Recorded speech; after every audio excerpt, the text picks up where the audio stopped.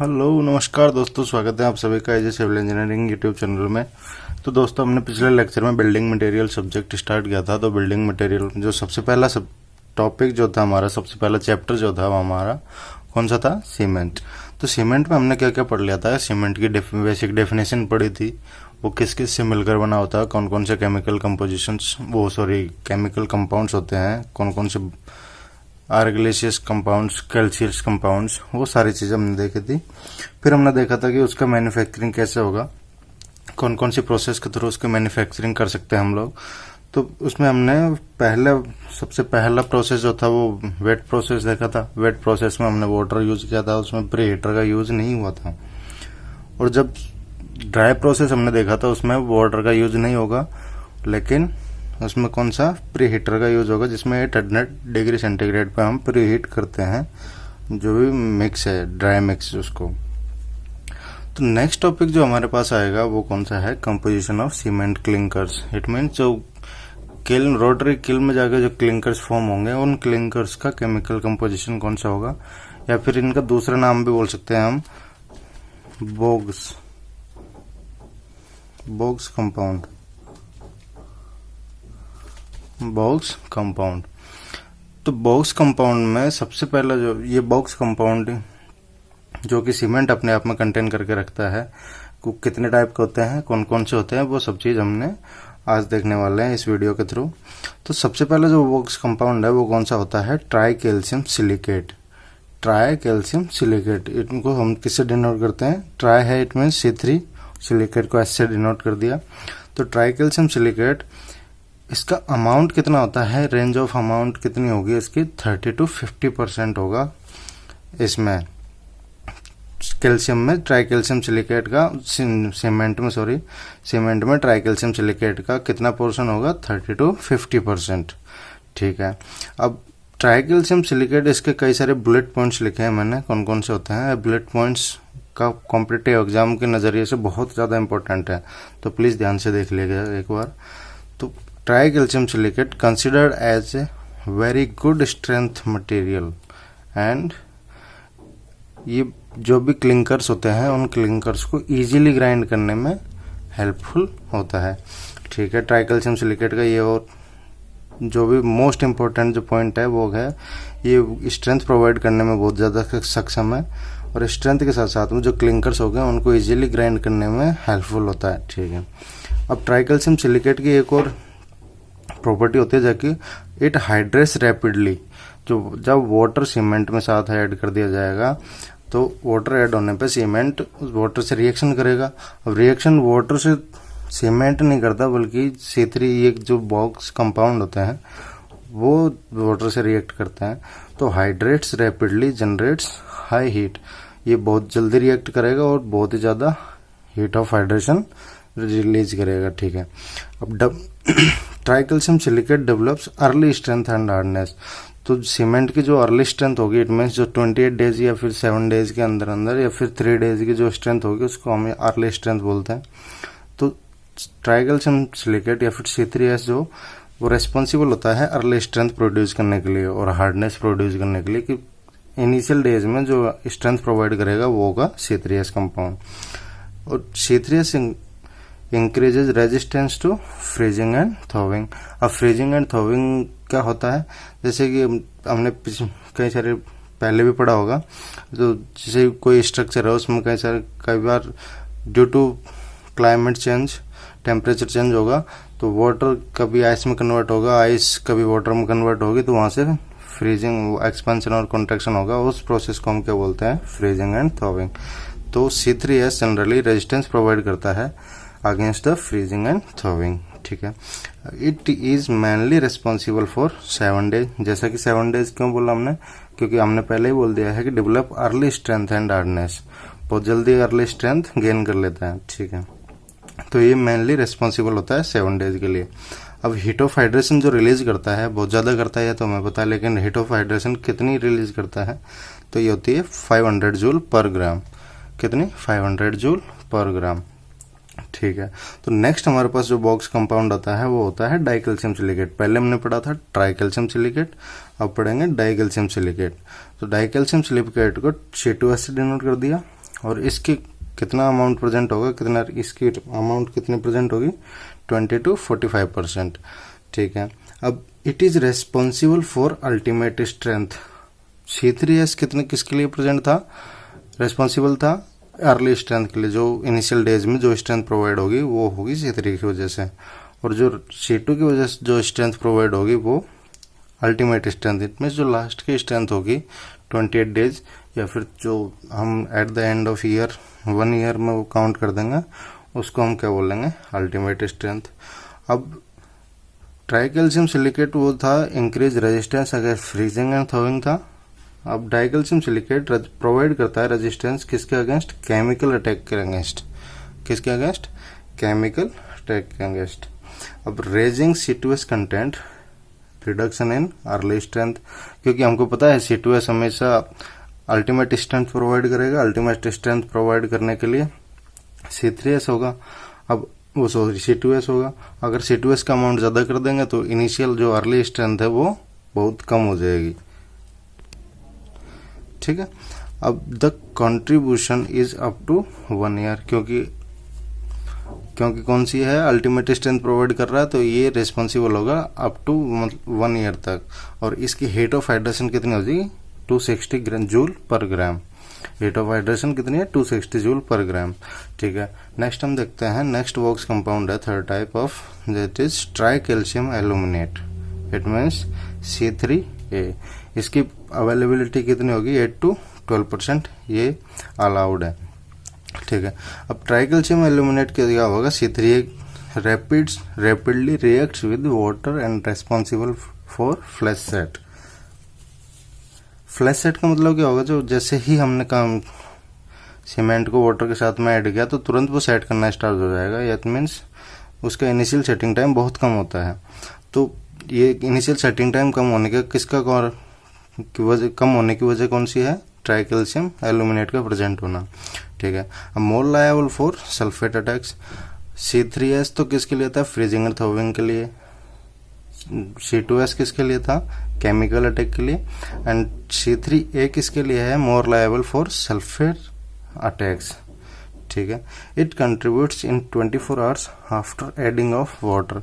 अब जैसे हमने सीमेंट के साथ में वाटर को ऐड करेंगे, तो वाटर ऐड करने के जस्ट बाद में 24 आवर्स जो होते हैं, उनमें जो भी कंट्रीब्यूशन होगा उसका वो होगा ट्राइकैल्शियम एल्यूमिनेट का, यानी C3A का। और इसकी हेट ऑफ हाइड्रेशन कितनी होगी, 865 जूल पर ग्राम। कितनी, 865 जूल पर ग्राम। ठीक है, नेक्स्ट हमारे पास बॉक्स कंपाउंड कौन सा है, tetra calcium aluminate ferrite. Tetra calcium aluminate ferrite, इसको किससे डिनोट करते हैं हम, C4AF से। और इसकी रेंज कितनी होती है, 6 to 10% में, 6 to 10% ओनली। अब it is responsible for high heat of hydration as compare to C2S और C3A। जो C3A और C2S जितना हीट ऑफ हाइड्रेशन करेंगे उससे ज्यादा हीट ऑफ हाइड्रेशन होती है C4AF की। ठीक है, अब no contribution in strength, it means C4AF कोई स्ट्रेंथ में कोई कंट्रीब्यूशन नहीं देता है, C4AF कंट्रीब्यूशन नहीं करता है स्ट्रेंथ में। ठीक है, अब हीट ऑफ हाइड्रेशन कितनी होगी इसकी, अब C3S से C3A और C2S से तो ज्यादा ही होगी, इट मीन्स 260 और इससे ज्यादा होगी, तो हीट ऑफ हाइड्रेशन कितनी हो जाएगी इसकी, 420 जूल पर ग्राम। कितनी, 420 जूल पर ग्राम। अब हम अगर हीट ऑफ हाइड्रेशन के हिसाब से रेशियो देखें, इनका रेशियो सॉरी माफ कीजिएगा, अगर इनका क्रम देखें कौन कौन सी पोजीशन पे है according to heat of hydration, तो सबसे ज्यादा किसकी हीट ऑफ हाइड्रेशन है, 865 है, वो है ट्राई कैल्शियम एल्यूमिनेट की। तो सबसे पहले C3 आएगा, उसके बाद में C3S आएगा, उसके बाद में C4AF आएगा जिसकी 420 है, और सबसे कम किसकी है, डाई कैल्शियम सिलिकेट की, तो C2S। तो ये हो गया हमारा हीट ऑफ हाइड्रेशन का अकॉर्डिंग आरोही क्रम, जो भी बोल सकते हैं हम, आरोही अवरोही, असेंडिंग और डिसेंडिंग ऑर्डर। तो ये है हमारा बॉक्स कंपाउंड, और हीट ऑफ हाइड्रेशन के बेसिस पे जितना भी उसका नेक्स्ट हमारे पास दोस्तों नेक्स्ट टॉपिक है फंक्शंस ऑफ सीमेंट इंग्रेडिएंट्स। भाई सीमेंट मिलकर किस किस से बना हुआ है, कौन कौन से इंग्रेडिएंट्स होते हैं, किस किस से मिलकर बने होते हैं, तो वो आज हम देखने वाले हैं। तो कॉन्स्टिट्यूएंट्स हमने एक टेबल बनाई जिसमें कॉन्स्टिट्यूएंट्स परसेंटेज उसका कितना होगा, रेंज, और एवरेज परसेंटेज कितना होगा, वो सब चीज़ हम देखने वाले हैं। तो सबसे पहले जो है हमारे पास कैल्शियम ऑक्साइड, इसको हम क्या बोलते हैं, लाइम, फिर सिलिकॉन ऑक्साइड, फिर एल्यूमिनियम ऑक्साइड, फिर कैल्शियम सल्फेट, फिर आयरन ऑक्साइड, फिर मैग्नीशियम ऑक्साइड या फिर मैग्नीशिया भी बोल सकते हैं, फिर सल्फर, फिर एल्कलीज। ठीक है, तो कैल्शियम ऑक्साइड या फिर लाइम की कितनी परसेंटेज होती है, 67%। सिलिकॉन की कितनी, सिलिका की कितनी होती है, 17 to 25। Al2O3 की 3 to 8%, CaSO4 की 3 to 4%, Fe2O3 की 3 to 4%, मैग्नीशिया की 0.1 to 3%, सल्फर की 1 to 3% और एल्कलीज की 0.5 to 1.3%। और अगर इनका एवरेज परसेंटेज निकाल के चले तो वही 62%, 22%, 5%, 4, 3, 2, 1, 1%। ठीक है, तो ये तो हमारे पास ये लाइम है, ये silica, alumina, lime, silica, alumina, calcium, iron oxide, जैसे कि हम लिख देते हैं lime, silica, alumina, sulphate, iron oxide, magnesia, sulphur and alkalis. अब हम ये तो हमने देखा एवरेज परसेंटेज कितना होगा और परसेंटेज की एल्यूमिनियम कितना रेंज में ये प्रेजेंट हो सकता है। तो अब हम देखेंगे कि इनके वर्क कौन कौन से होते हैं, कौन कौन से रोल ये डिपेंड करता है, कौन कौन से रोल ये, कौन कौन से फंक्शंस सीमेंट में दिखाते हैं। तो दोस्तों सबसे पहले अपने पास है लाइम। लाइम अगर एक्सिस में प्रेजेंट हो, एक्सिस में अगर प्रेजेंट हो जाए सीमेंट में तो वो सीमेंट को अनसाउंड कर देता है। Cause of expand and disintegrate, it means अगर इसमें हमने कुछ लाइम की परसेंटेज 62% से ज़्यादा कर दी, जो कि हमने अभी पढ़ी, 62% से ज़्यादा करते ही वो सीमेंट को अनसाउंड कर देगा। It means cement properly work नहीं करेगा, वो उसका प्रॉपरली स्ट्रेंथ वगैरह प्रॉपर नहीं आ पाएगी, उसकी हार्डनेस। और cause of expand and disintegrate, it means cement कभी भी ड्यूरेबल नहीं होगा, वो डिसइंटीग्रेशन उनका होना स्टार्ट कर देगा। और अगर लेस क्वांटिटी में है तो स्ट्रेंथ लेस प्रोवाइड करेगा और cement sets quickly, it means उसका इनिशियल सेटिंग टाइम बहुत ही कम कर देगा वो। ठीक है, तो अगर लाइम का हम इससे क्या रिजल्ट निकाले कि लाइम स्ट्रेंथ भी प्रोवाइड करता है, स्ट्रेंथ एंड साउंडनेस प्रोवाइड करता है सीमेंट को।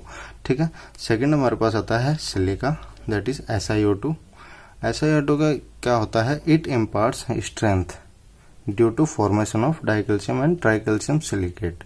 अब सिलिका जिसमें लाइम में अगर सीमेंट में अगर सिलिका प्रेजेंट होगा तो वो अपने ऑक्साइड्स बना लेगा, जैसे वाटर के कंटेंट में आएगा तो ऑक्सीजन से रिएक्ट करके वो dicalcium and tricalcium oxides silicates बना लेगा। अब सिलिकेट्स बनाने के बाद में वो बहुत ही ज़्यादा स्ट्रेंथ प्रोवाइड करने लग जाएगा सीमेंट को, स्ट्रेंथ ओनली प्रोवाइड करता है। और अगर सिलिका एक्सेस में प्रेजेंट होगा तो setting time gets prolonged, it means setting time बहुत ज़्यादा लंबा बन जाएगा। इनिशियल सेटिंग टाइम जल्दी से सेट नहीं होगा और structure can be destroyed easily. ठीक है, तो थर्ड हमारे पास जो था एल्यूमिना, उसका फॉर्मूला क्या था, Al2O3। और alumina imparts quick setting property, acts as a flux and acts as a lowering the clinkering temperature.